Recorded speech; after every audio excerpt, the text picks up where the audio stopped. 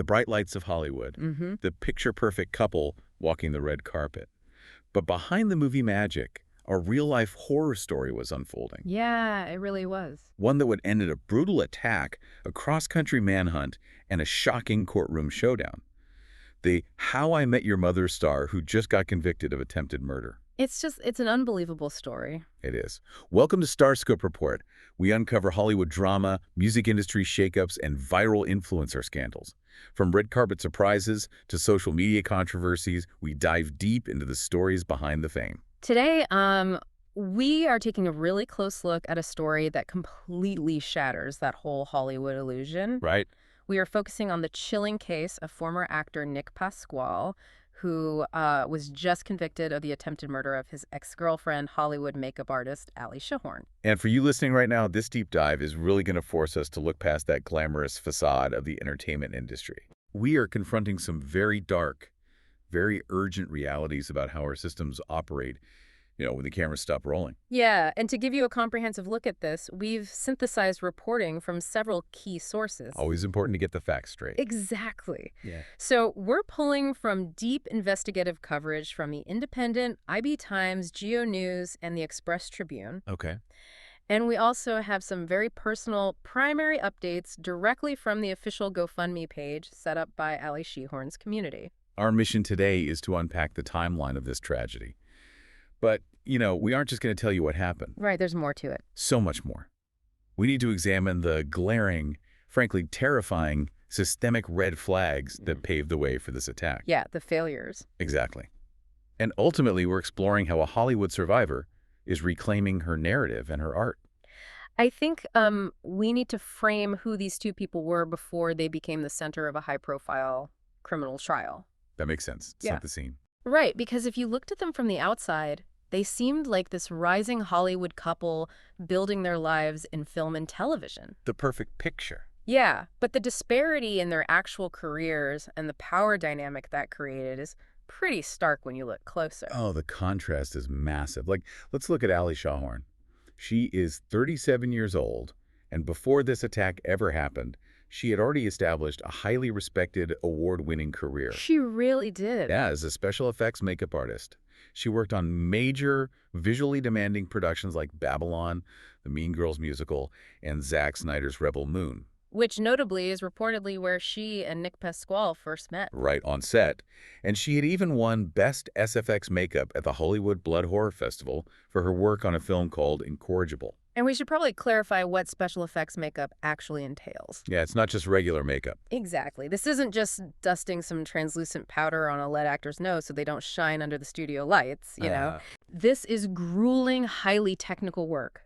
It requires microscopic precision. Wow. It involves sculpting silicone prosthetics, painting intricate veining, working with complex chemical adhesives. That sounds intense. It is. And maintaining a steady hand for 14-hour shoot days. Her hands are the absolute foundation of her livelihood. Right. She's a master artisan. That level of mastery requires intense dedication. Absolutely. Then you look at Nick Pasqual, who is 36. His career trajectory was vastly different. Yeah, completely different. He was a working actor, but essentially taking bit parts. The credit that the media widely latched onto when this story broke was a brief guest spot on How I Met Your Mother. Right, the headline grabber. Exactly. He also had a minor appearance on the Netflix show Archive 81 and a producing credit on an independent comedy called National Day Riff. So you have a highly successful, sought-after professional on one hand and an actor struggling to break out of the background on the other. A huge imbalance there. Yeah. But what the media really focused on weren't just their resumes, it was the red carpet photos. Oh, of course. The press dug up all these images of them posing closely, smiling, looking like the quintessential industry couple. Right, playing the part. Exactly.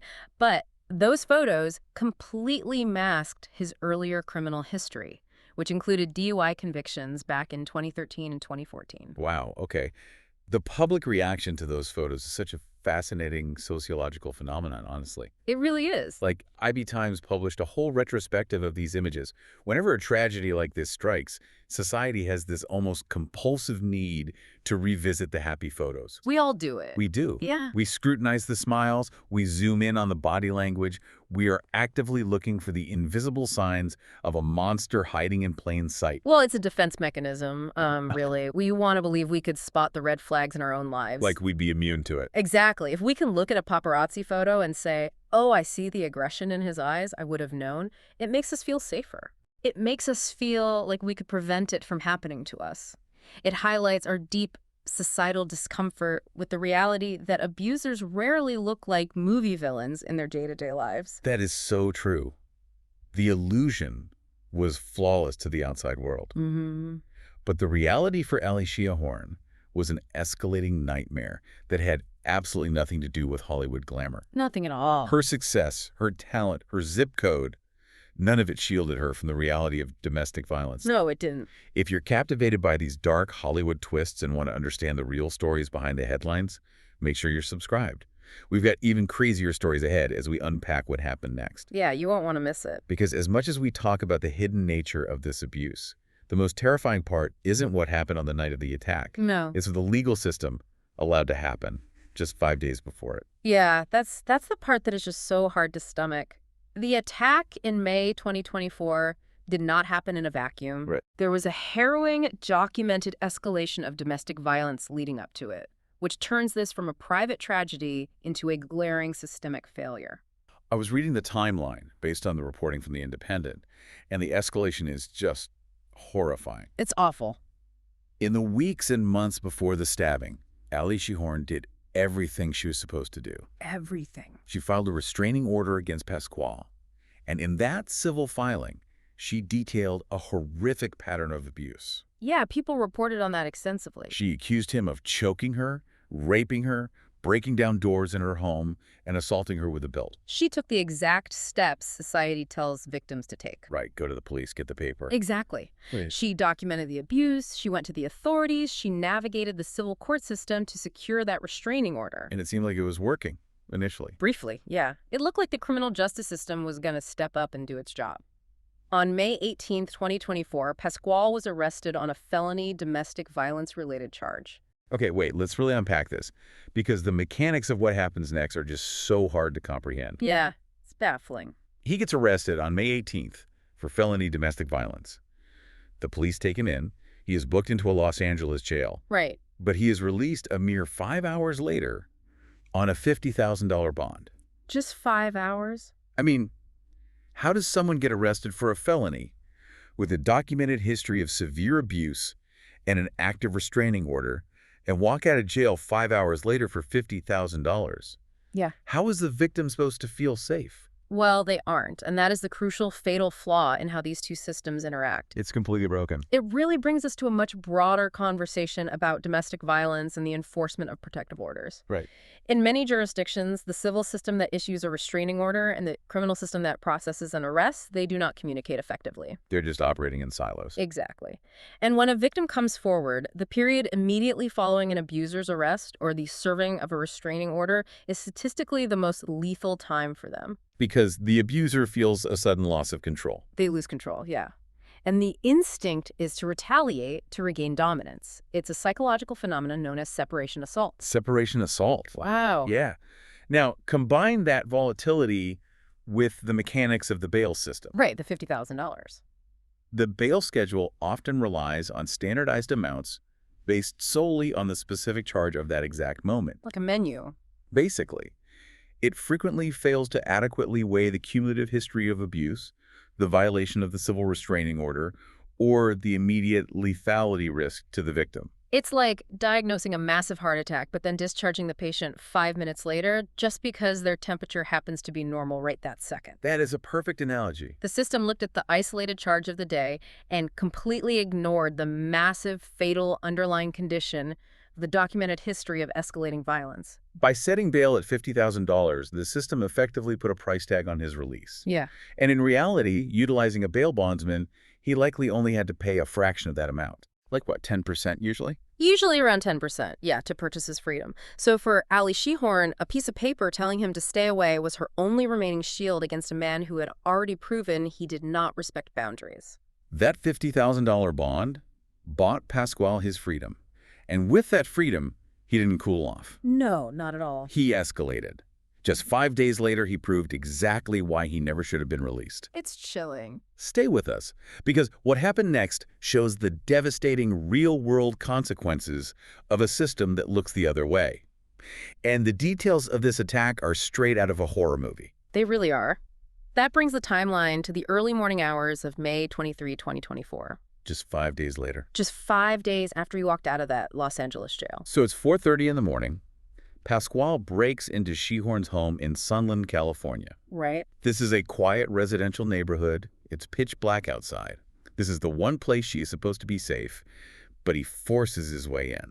The courtroom testimony from Shehorn herself paints a vivid picture of the sheer terror of those moments. I can't even imagine. When she realized he was in the house, her instinct was to create physical barriers. She ran and locked herself in a bathroom.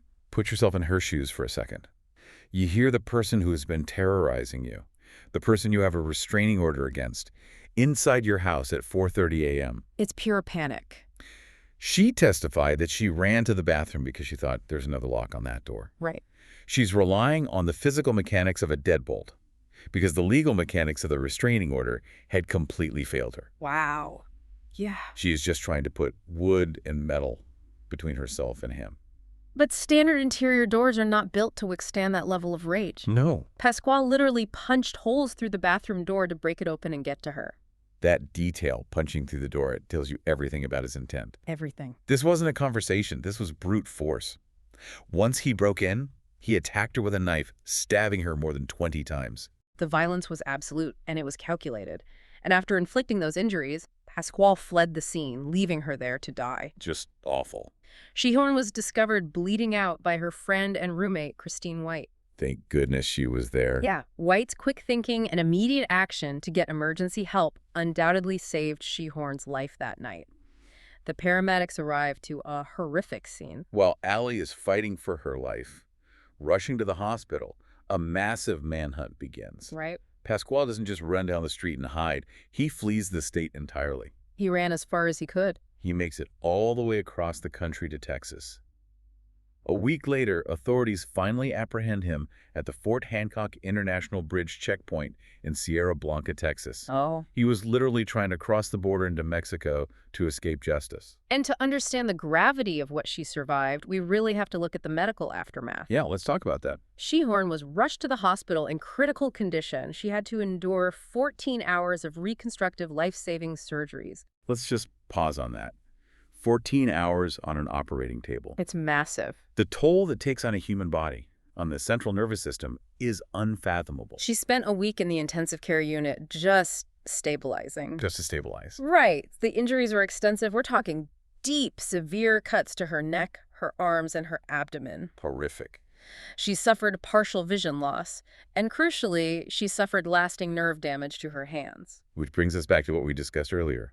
Her hands are her livelihood. Exactly. To be a special effects makeup artist with nerve damage means you are fundamentally losing the fine motor skills required to sculpt, to paint, to blend. It's a compounding tragedy. Right. He didn't just attack her body, he attacked her ability to create her art. It was an attempt to completely dismantle her life. Yeah. But as we move into the aftermath of this event, the narrative shifts from victimization to an extraordinary fight for survival, justice, and ultimately reclaiming her identity.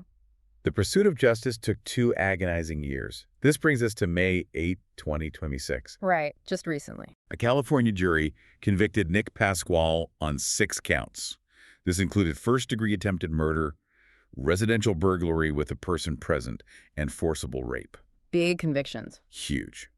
He is now facing a maximum penalty of life in prison, with his official sentencing scheduled for June 2026. And the courtroom scenes during this trial were incredibly heavy. I read about that. Shehorn didn't just submit a written statement. She had to face her attacker in court. Wow. IB Times and the Daily Mail both noted the visual impact of her testimony. She appeared with visible physical scars on her neck and arms. So brave. She bravely took the stand, bearing those scars for the jury to see, and recounted the severe abuse and the night he broke the door down. The psychological weight of that testimony is immense. Yeah. It takes an unimaginable amount of courage to sit in a room, look at the person who tried to end your life, and speak your truth into the public record under cross-examination. Completely. She refused to hide. She made sure the jury saw the tangible, permanent evidence of what he did. And while the justice system was finally doing its job, holding Pasquale accountable after initially failing her, Shehorn's community was rallying around her in a profound way outside the courtroom. That part of the story is amazing. Her friend Emily McDonald organized a GoFundMe campaign that became a vital lifeline. The response to that GoFundMe was incredible. They set a goal of $150,000 to cover her immense hospital bills, her living expenses during that long recovery, and her ongoing care. Did they hit it? They raised over $116,000 from nearly 2,000 donors. That's amazing. People from the film industry, neighbors, total strangers stepped up to support her, and the updates on that page tell a story of immense gratitude. Yeah, I read some of those. They specifically thank the two deputy district attorneys, Sam and Chelsea, for working tirelessly over those 2 years to secure the conviction. Her friend Stephen Dornoff also provided updates on the page, highlighting the courage and determination Shehorn showed throughout her recovery. He had some really touching words. He really did. He mentioned the awesome group of family and friends who housed her, transported her, and kept her safe so she could focus entirely on healing. A real support system. Exactly. When the state failed to protect her initially, her community stepped in and built the protective wall around her that she needed. And here is the part of the story that is just profoundly inspiring. Mm-hmm. Despite the permanent scars, despite the lasting nerve damage to her hands, Allie Shehorn did not let him steal her passion. She didn't. She has actually returned to the entertainment industry. Since 2025, she has racked up 9 new professional makeup credits, including working on the Rainn Wilson action comedy Code 3. If you think about the mechanics of returning to a film set with nerve damage, it requires an unbelievable amount of grit. It's astounding. She likely had to adapt her techniques, relearn how to hold her tools, and push through physical pain just to do her job. Yeah. Her return to work is about so much more than just building a resume. It is a profound reclamation of her narrative. It's her taking her power back. Yes, absolutely. If you are inspired by Allie's resilience and want to hear more deep dives into the stories shaping pop culture, hit that subscribe button so you never miss an update. Definitely do that. Because she is a working artist in Hollywood again, completely on her own terms. Going back to her craft, using her hands to create art again, became an essential mechanism for taking her life back from her abuser. Right. He tried to destroy her, both physically and professionally, and she simply refused to let him succeed. I think that resilience is the takeaway here. She refused to be just a headline. It leaves us with a truly lingering thought for you to mull over. Okay. There is a profound, tragic irony in Allie Shehorn's life story. Think about what she did for a living before the attack. Right. She built a highly successful award-winning career using prosthetics, silicone, and makeup to create fake blood, fake wounds, and artificial horror for Hollywood movies. Wow. She specialized in creating the illusion of trauma for entertainment. Wow. Yeah, that's incredibly heavy when you frame it like that. She spent her life mastering the art of making the unbelievable look real. And then the system failed her, and she was forced to survive a real-life horror scene. Yeah. She had to endure 14 hours of real reconstructive surgery, dealing with real trauma. Yet her ultimate victory was taking those real-life stars, the ones she couldn't just wash off at the end of a shooting day, and walking right back onto a Hollywood set. That is so powerful. She proved that while her body could be scarred by a broken system and a violent abuser, her spirit and her talent could not be destroyed. You've been listening to Starscope Report, where Jordan and Jamie uncover the stories shaping Hollywood, music, and pop culture. Thanks for tuning in, and don't forget to subscribe for more stories that keep the stars shining.